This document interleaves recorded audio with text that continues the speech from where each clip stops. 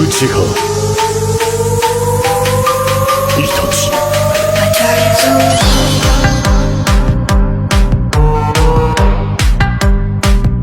久しぶりだな、サスケ。I ran back outside, my heart hammering in my chest, and surveyed the area. My eyes searched wildly for her. She wasn't there. How did she slip away from right under my nose? This did not make any sense. I felt something at the back of my head, and a voice from behind growled, "Don't move." That was the last thing I heard before I was knocked unconscious. Crazy, isn't it? Minding my own business, and wham! Continue to watch my story and you'll see how I ended up in that predicament. It all started a few months ago. I'm not a very good-looking guy, or at least that's what I thought. When I met Samara, I was actually kind of, well, shy. She made the first move and asked me out on a date. At first, I thought it was a trick, or even that she had lost a bet, or it was a dare. But then I realized she was really into me. I didn't waste time in asking her to be my steady girlfriend either. I knew I couldn't get better than her. At a very young age, Samara's parents passed away and she came to live with her Uncle Henry, who was a scientist.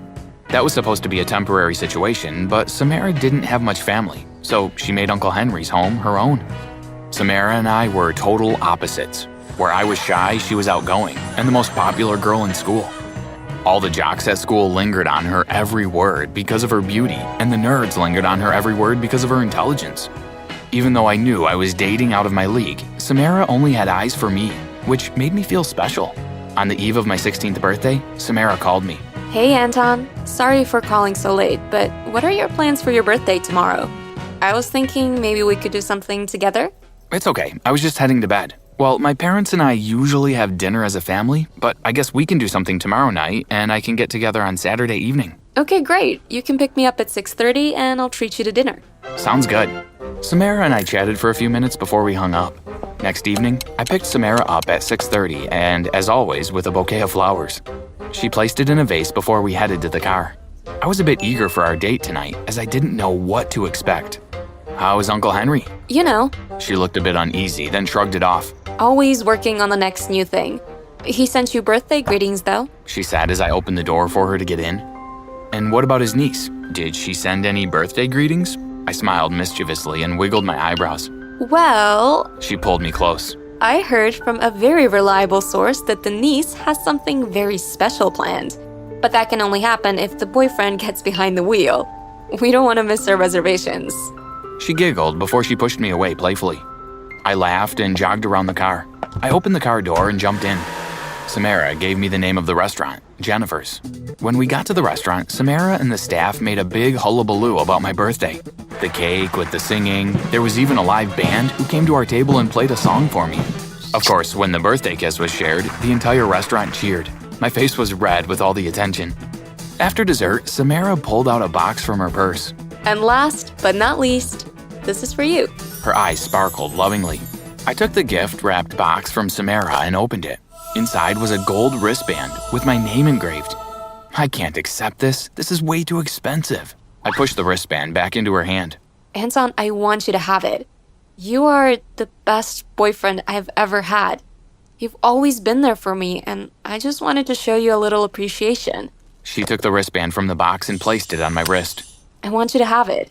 Please don't tell me that working extra shifts at Lola's with Patrick breathing down my neck was all for nothing. Samara shuddered. Thank you. I was still hesitant, but I didn't want Samara to feel bad. I've just never received anything like this before. After a few minutes, we called for the bill and we left. I dropped Samara home and thanked her for the night. I kissed her goodnight and watched as she walked to the front door. I drove off when she was safe inside. I looked back at the wristband inside. If I knew then what I know now, I would have never accepted the 16th birthday gift. That gift changed my life forever. Over the next 2 weeks, I hid the wristband from my parents because I knew they would tell me to give it back. However, I always wore it when I went out with Samara. Hey, I walked up behind Samara one afternoon outside the library. She spun around, eyes wide. Hey. She forced a smile. I held her hand and looked at her concerned. Are you okay? I'm fine. Are you ready? I nodded and we left for the mall. While walking through the mall, I noticed Samara got startled from sounds and looked over her shoulder numerous times. This behavior went on not just at the mall, but for a few days after, and each time she said she was fine. I wanted her to open up to me, but I also needed to give her time to do it at her own pace. One evening, Samara showed up at my front door. My parents were out at the time. Hey, can you drop me off at Aunt Tia's? Uncle Henry can't take me. I know it's last minute. She wrung her hands as she spoke. Sure, no problem. Let me just grab my keys and my jacket. In the car, Samara gave me directions to Aunt Tia's, who was about 2 hours away. We've been dating for 6 months, and Samara never mentioned Aunt Tia to me. She looked out the window while I focused on driving. After about 15 minutes, I broke the silence. Samara, are you okay? I glanced over at her before I refocused on the road. She looked at me, her eyes filled with fear. There's something I need to tell you. She closed her eyes and inhaled deeply. Her voice shook as she spoke. Uncle Henry is after me. I shot her a confused look. After you? Yes, I took something from him, and he wants it back. So why don't you just give it back? It's not that simple. I also don't have an Aunt Tia. What? So where are we going? I tilted my head as I looked across at Samara. I'm not sure. I need to figure out a way out of this. She shot me an apologetic look. Samara, you're not making any sense. At this point, I was a bit annoyed. Why did she lie to me? I hid the chip in your wristband, and I think my uncle knows you have it, so he's after both of us. I pulled the car over to the side of the road. I took the wristband off and handed it to Samara. There's a lot at stake if he has what is on that chip. Samara took the wristband and shoved it into her purse. So then why not go to the police? Because I don't want anyone to get hurt.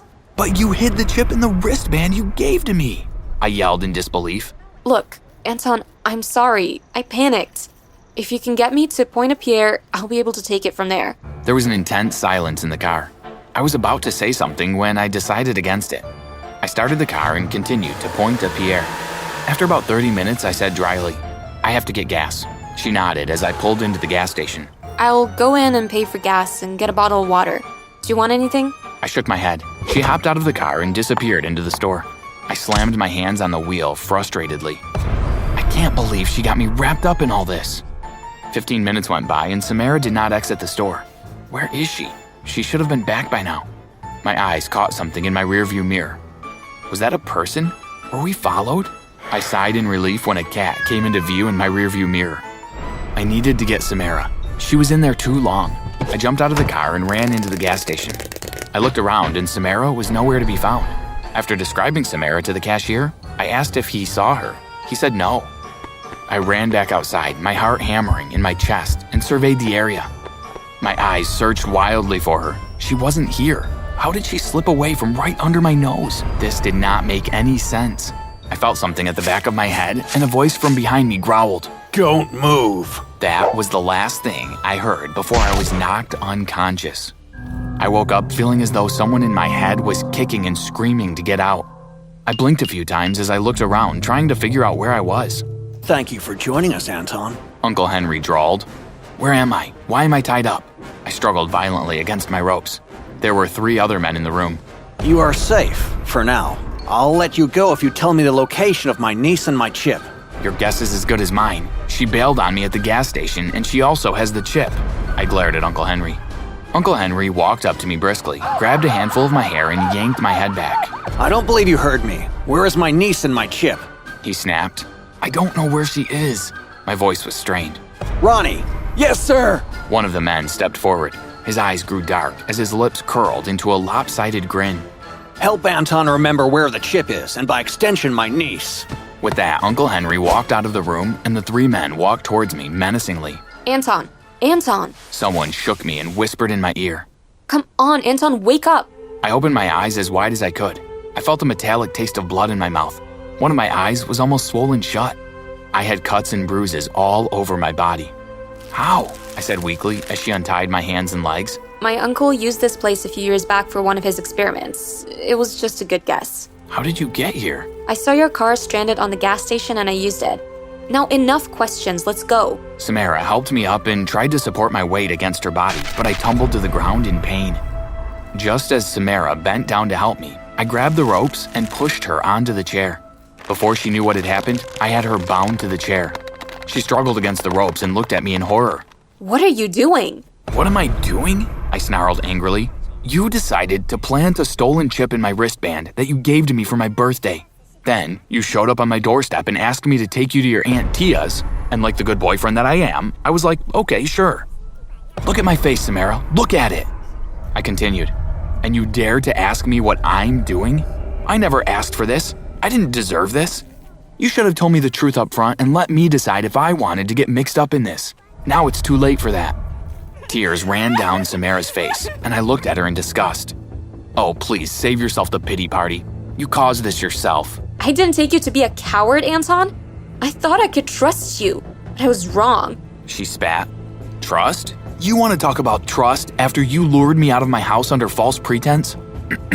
I cleared my throat. Now, if you'll excuse me, I have to meet with your uncle. Samara screamed and pulled hard against the ropes. You can't give him the chip. You can't. I opened her purse and got my keys and the wristband. You think I can't hand this over to your uncle? I bet you $100,000 that I can. At least your uncle was honest with me. I can't say that about you, can I? As I turned and walked away, Samara called behind me. If Uncle Henry gets that chip, nobody will be safe. I laughed cynically as I turned and faced her. At this point, whatever your uncle does with the chip is his business. But I'm not going to go through everything that I did tonight and leave empty-handed. Oh, and by the way, your uncle told everyone you went away to visit your Aunt Tia in another country, so no one is coming for you. No! Samara screamed. Before I exited the room, I turned off the light and locked the door behind me. I arrived at Uncle Henry's house about an hour later. As promised, he handed me the cash. He also had his men clean the interior and exterior of my car to make sure that Samara's prints were not on it. They also erased my GPS just in case anybody thought to look at it. I kept the money hidden from my parents, and as soon as I left school, Uncle Henry asked if I wanted a job at his lab, which I accepted. In my short time on this earth, I've learned two things. The first is just because you love someone, that does not give you the right to put them in difficult situations and demand that they help you. The second one is to keep your friends close and your enemies closer. Enemies closer.